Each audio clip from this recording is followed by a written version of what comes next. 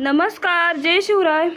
बैलपोळा आला की सर्वजण चकली करतात, पण ही चकली अगदी मी गव्हाच्या पिठापासून कोणतीही भाजणी न वापरता पाहू शकता किती कडा आपल्या काट्या आलेल्या आहेत आपल्या चकलीला. आणि अशी क्रंची चकली कशी करायची चला तर पाहू. साहित्य: गव्हाचे पीठ, मूग डाळ, मसाले, चकली मसाला आणि तेल.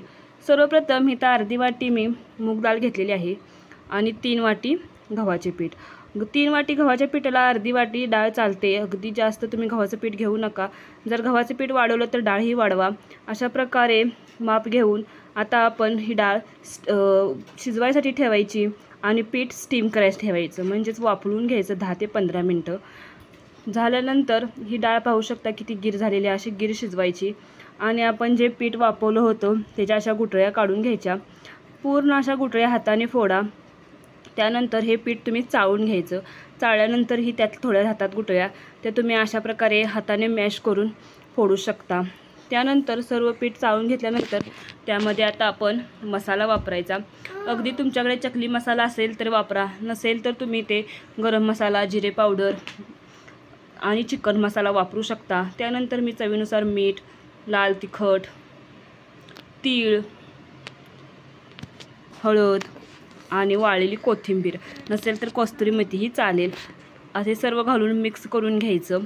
त्यानंतर इथे मी मोहन घातलेलं आहे. अगदी 2 चमचे मोहन घालायचं, जास्त मोहन घालायचं नाही, जेणेकरून आपली चकली तेलात सुटणार नाही. अशा प्रकारे मोहन घालून परत पुन्हा डाळ अशी मॅश करून घालायची. आता हे सर्व मिक्स करून अगदी नरम पाण्यामध्ये तुम्ही हे पीठ मळून ठेवायचं. जास्त घट्ट मळायचं नाही किंवा जास्त पातळही असं पीठ मळायचं नाही.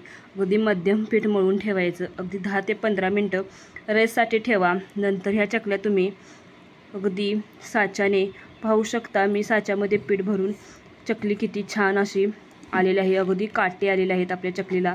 कोणतीही भाजणी न वापरता असे आपण गव्हाच्या पिठाच्या किती काटे छान आलेले आहेत. पाहायला पण खूप छान दिसते आणि खायला तर खूपच सुंदर. त्यानंतर अशा नरम तेलामध्ये आपण चकल्या मी पाहू शकता हाताने सोडते, त्यामुळे पाहू शकता किती आपलं पीठ छान झालेलं आहे. अशा प्रकारे हाताने मी सोडलेल्या आहेत चकल्या आणि ह्या तळून घ्यायच्या. आणि अशाच नवनवीन रेसिपीसाठी मला सबस्क्राईब करा, लाईक करा, कमेंट करा, जेणेकरून माझे व्हिडिओ तुम्हाला पाहता येतील. आणि अशा प्रकारे तळून घ्यायच्या आपल्या चकल्या. अगदी तेलही कमी लागतं. पाहू शकता आपली चकली किती वरती तेलही दिसत नाही. अशा प्रकारे क्रंची कुरकुरीत चकली तयार आहे. आणि मला सबस्क्राईब करा. Thank you for watching video.